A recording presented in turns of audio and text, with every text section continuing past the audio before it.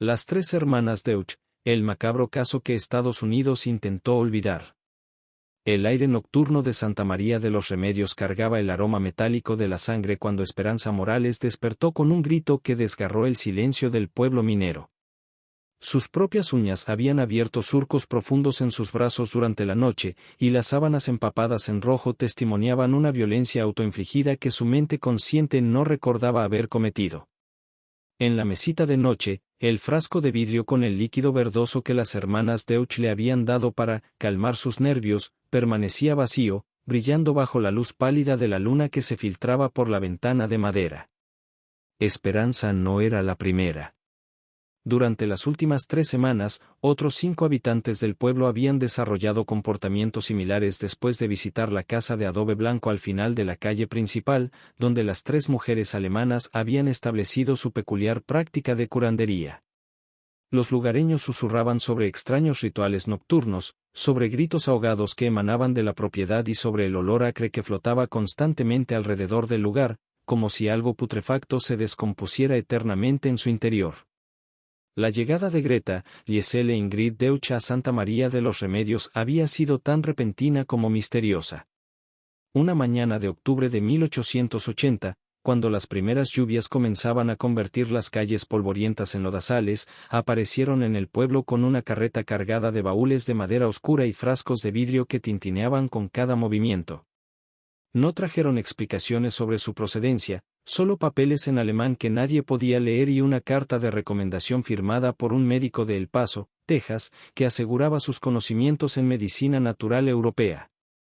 Greta, la mayor, poseía una belleza perturbadora que contrastaba con la dureza de sus ojos grises como el acero. Su cabello rubio platinado permanecía siempre recogido en un moño tan apretado que tensaba la piel de sus sienes, y sus manos largas y blancas se movían con una precisión quirúrgica que inquietaba a quienes las observaban trabajar.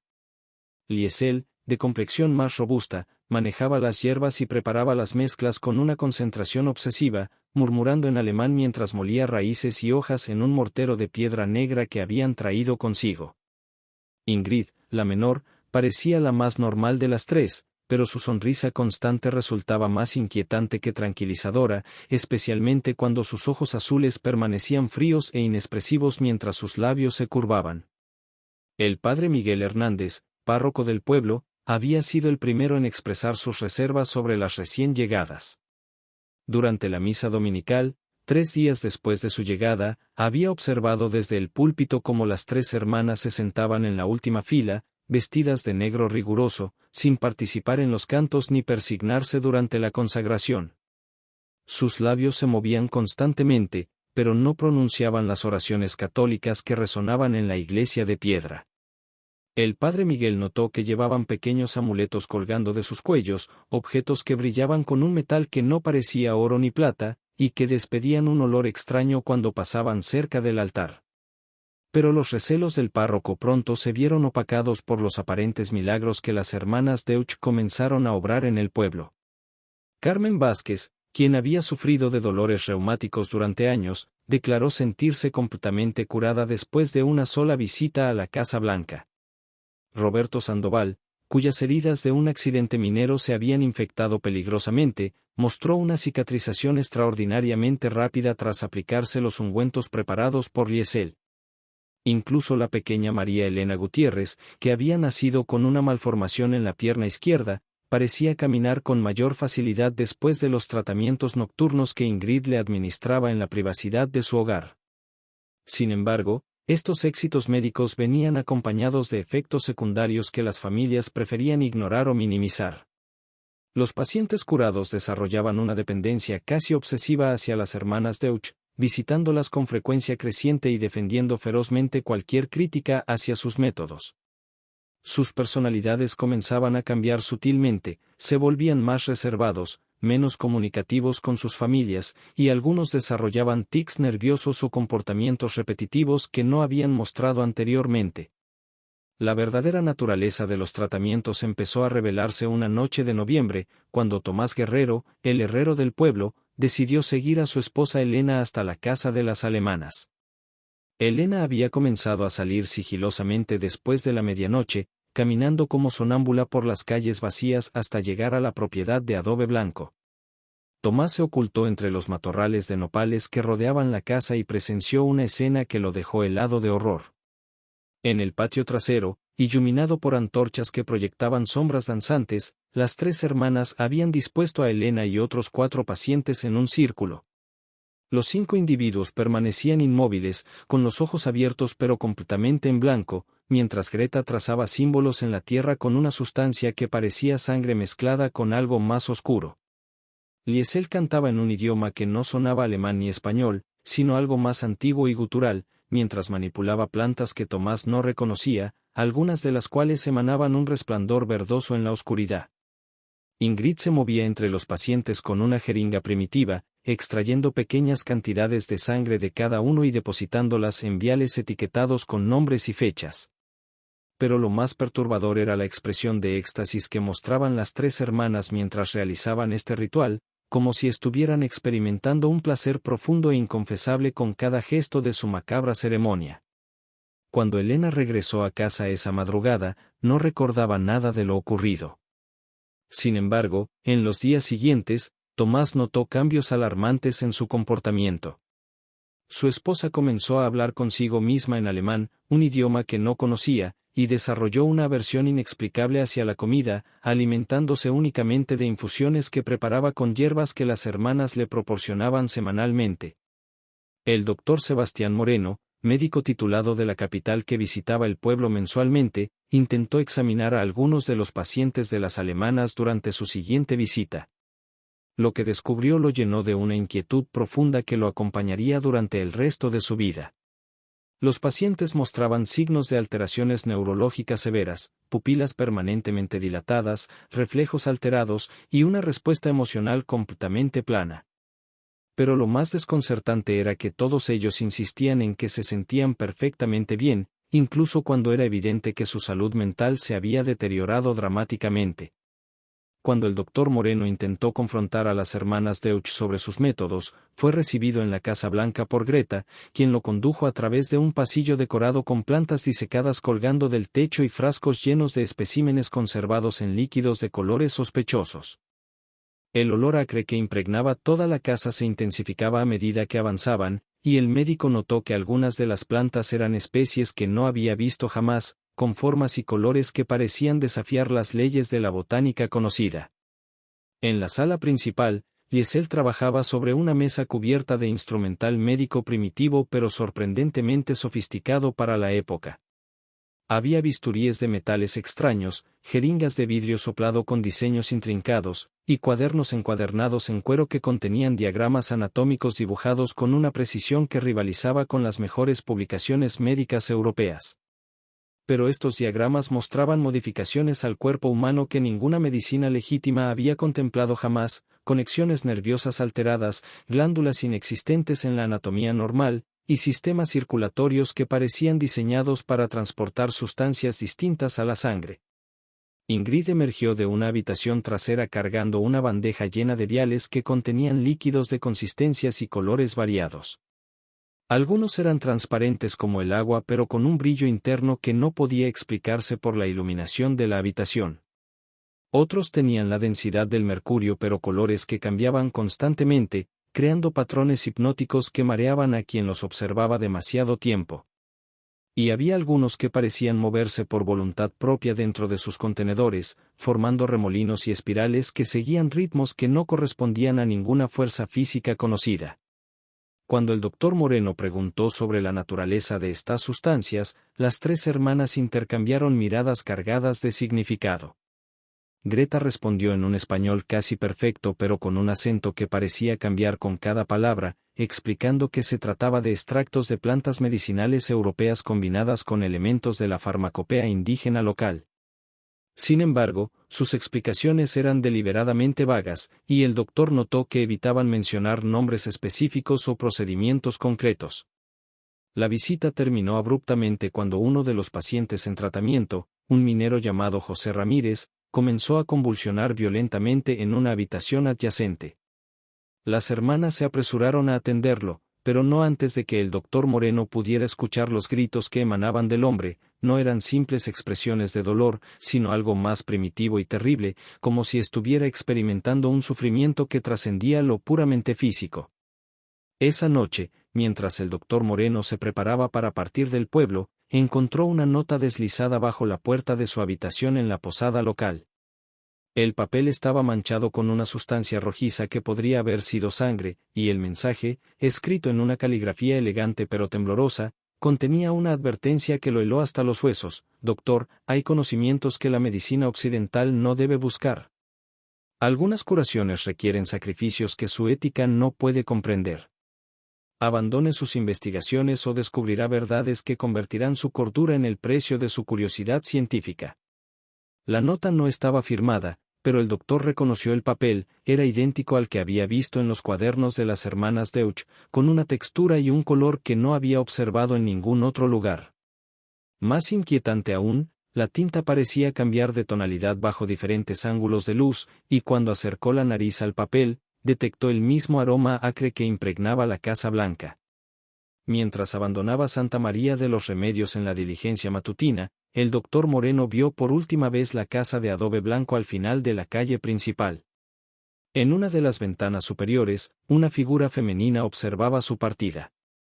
A la distancia, no podía distinguir cuál de las tres hermanas era, pero la sensación de estar siendo estudiado, catalogado y archivado en algún registro mental siniestro lo acompañó durante todo el viaje de regreso a la capital.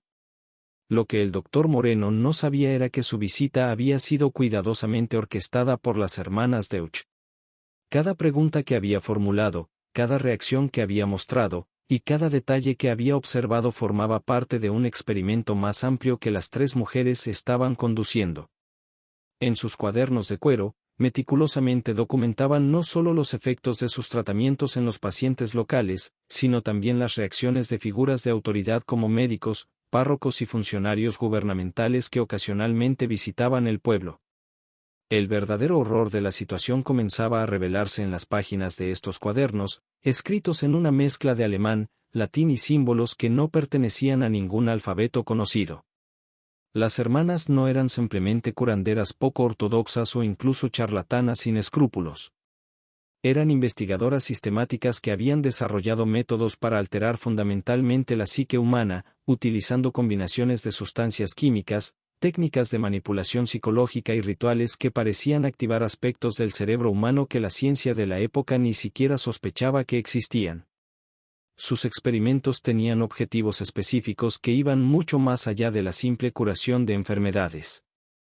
Estaban explorando los límites de la voluntad humana, investigando cómo inducir estados de sugestionabilidad extrema, y desarrollando métodos para crear individuos que funcionaran como extensiones de su propia voluntad sin perder completamente su apariencia de normalidad. Los pacientes, curados, no eran víctimas aleatorias, sino sujetos de prueba cuidadosamente seleccionados para diferentes experimentos, cada uno diseñado para probar una hipótesis específica sobre la maleabilidad de la mente humana. La elección de Santa María de los Remedios como base de operaciones no había sido casualidad. El pueblo minero ofrecía el aislamiento perfecto para sus actividades, una población lo suficientemente pequeña como para controlar variables experimentales, y una ubicación estratégica cerca de la frontera que facilitaría una eventual fuga si sus actividades fueran descubiertas. Además, la naturaleza supersticiosa de muchos habitantes locales proporcionaba una cobertura cultural perfecta para rituales que en otros contextos habrían sido inmediatamente identificados como profundamente anómalos. Pero las hermanas Deutsch habían subestimado la curiosidad y la determinación de algunos individuos del pueblo. Tomás Guerrero, después de presenciar el ritual nocturno, había comenzado su propia investigación discreta. Utilizando su posición como herrero para visitar diferentes hogares bajo el pretexto de reparaciones, había identificado patrones en el comportamiento de los pacientes de las alemanas que sugerían algo mucho más siniestro que medicina alternativa. La noche que cambiaría para siempre el destino del pueblo estaba por llegar, y con ella, revelaciones que expondrían la verdadera naturaleza del horror que las tres hermanas habían desatado en Santa María de los Remedios. Los gritos que pronto desgarrarían el silencio nocturno no serían simplemente de dolor físico, sino de almas humanas descubriendo los límites de su propia cordura al enfrentarse con verdades que la mente humana no estaba destinada a comprender.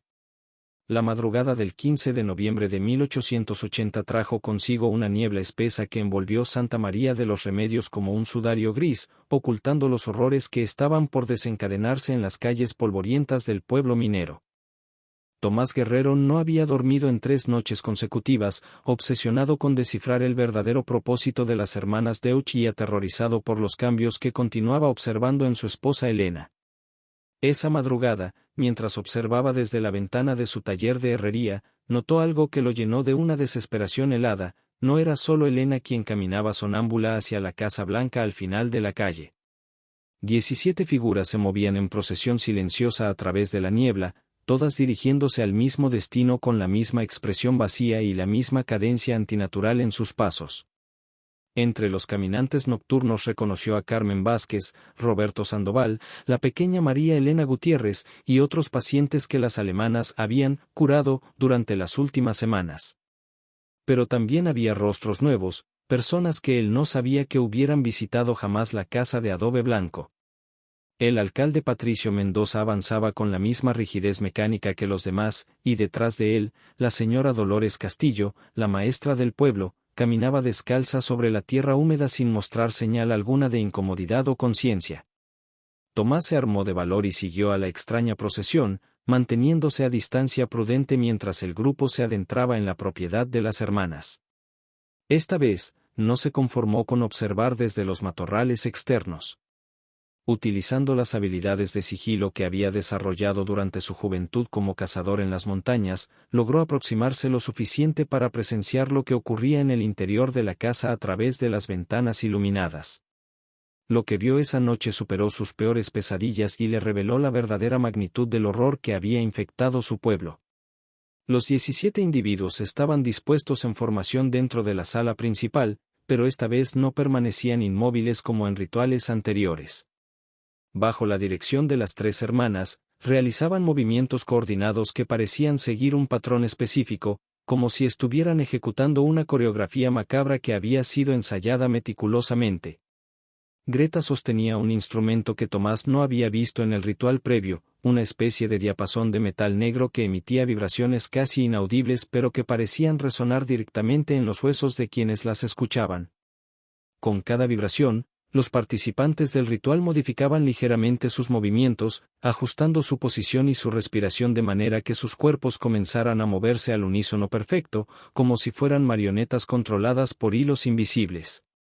Liesel había dispuesto sobre una mesa larga una serie de instrumentos médicos que definitivamente no pertenecían a ninguna tradición curativa conocida. Había recipientes de vidrio conectados por tubos delgados a través de los cuales circulaban líquidos de colores que cambiaban constantemente, creando un sistema de destilación complejo que parecía estar refinando alguna sustancia extraída directamente de los participantes del ritual. Pequeñas cánulas insertadas en las venas de cada persona transportaban diminutas cantidades de sangre hacia este aparato, donde se mezclaba con compuestos que despedían vapores de colores imposibles. Ingrid registraba meticulosamente cada detalle en cuadernos que había abierto sobre otra mesa. Pero no escribía con tinta convencional, utilizaba una pluma que parecía extraer su pigmento directamente de los vapores que emanaban del sistema de destilación de Liesel. Las palabras que trazaba en el papel brillaban con una luminiscencia propia y parecían moverse ligeramente sobre la página, como si estuvieran vivas y trataran de escapar de su confinamiento en el papel. El verdadero horror comenzó cuando Tomás se dio cuenta de que los participantes del ritual no estaban simplemente en trance.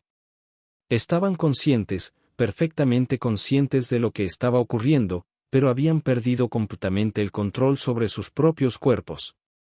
Sus ojos mostraban terror absoluto, pero sus cuerpos continuaban obedeciendo las instrucciones silenciosas que las hermanas transmitían a través de métodos que desafiaban toda explicación racional.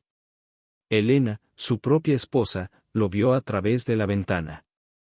Sus ojos se encontraron por un momento que se extendió como una eternidad, y en esa mirada Tomás pudo leer una súplica desesperada de ayuda que jamás podría olvidar.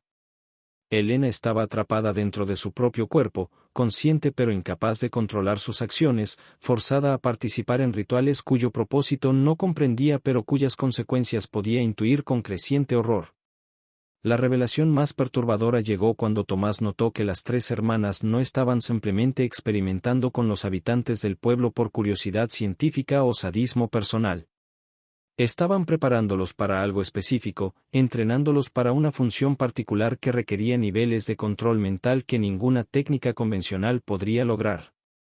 Los cuadernos de Ingrid contenían diagramas que mostraban rutas comerciales, horarios de diligencias y mapas detallados de ciudades fronterizas entre México y Estados Unidos.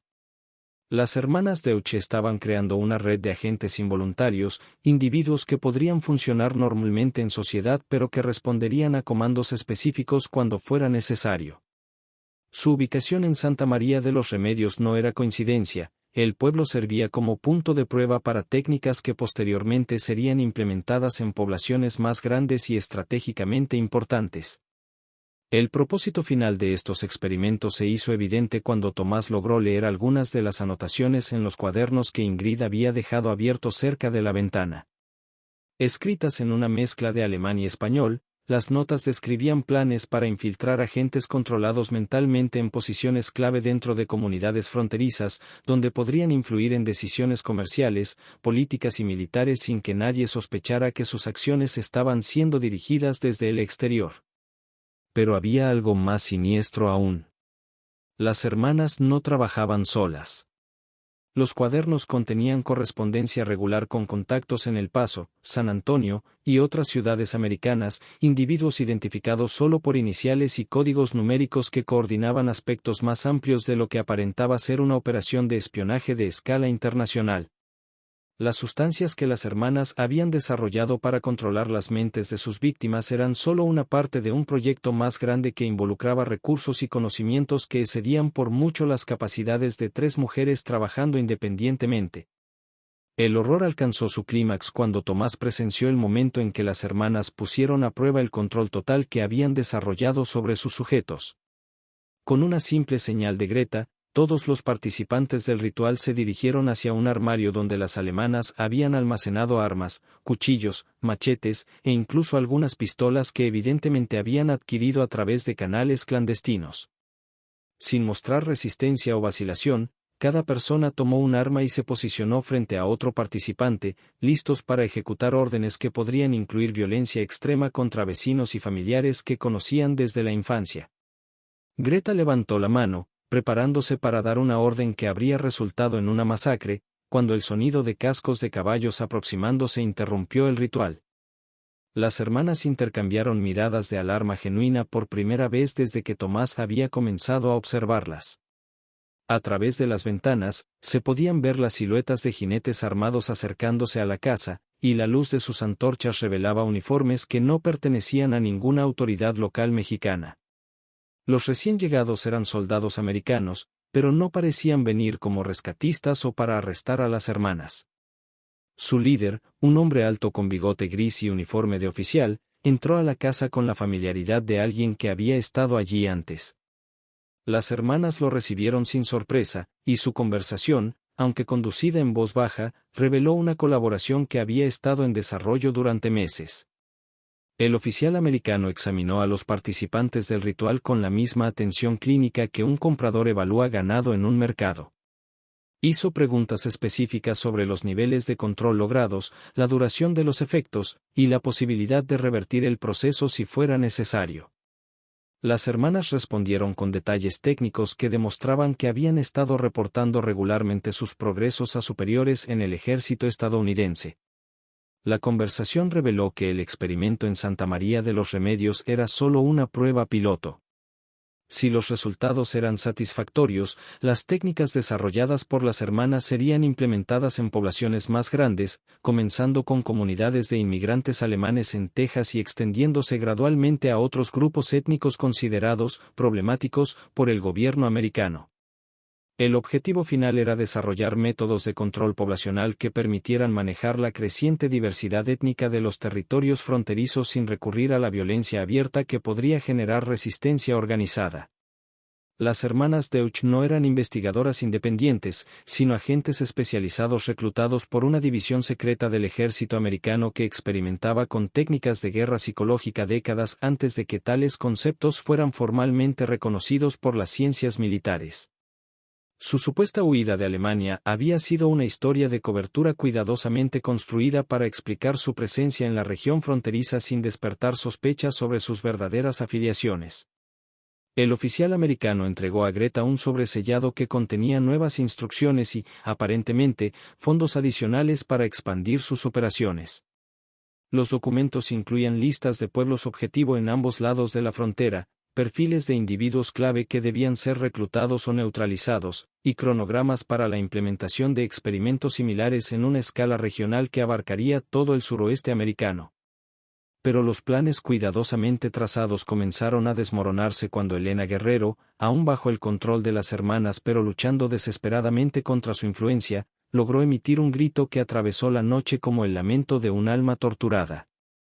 El sonido despertó a otros habitantes del pueblo que no habían sido aún sometidos a los experimentos, y pronto las calles se llenaron de voces confundidas y luces de antorchas mientras los vecinos salían de sus casas para investigar el origen de los gritos.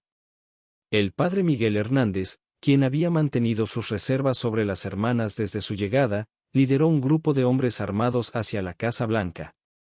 Al llegar, encontraron la puerta principal abierta y evidencias de una evacuación precipitada, documentos quemándose en la chimenea, frascos rotos cuyos contenidos se extendían por el suelo creando manchas que parecían moverse por voluntad propia, y los participantes del ritual abandonados en estado catatónico.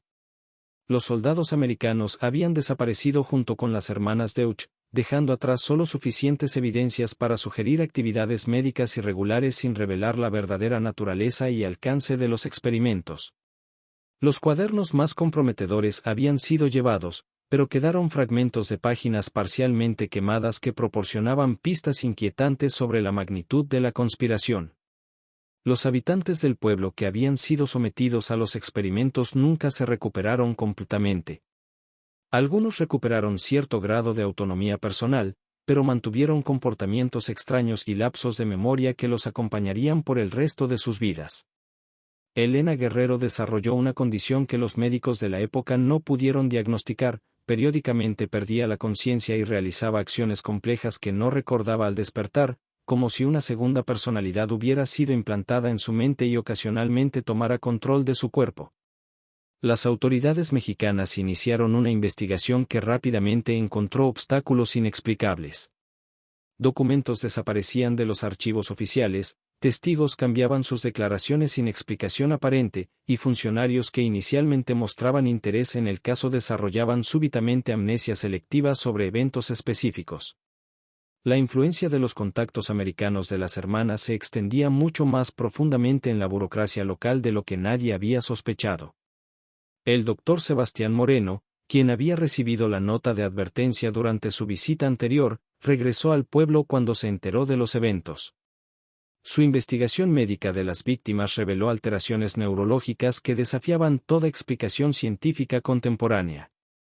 Los cerebros de los afectados mostraban patrones de actividad que sugerían la existencia de estructuras neuronales adicionales, como si hubieran sido modificados para alojar funciones que no existían naturalmente en la anatomía humana.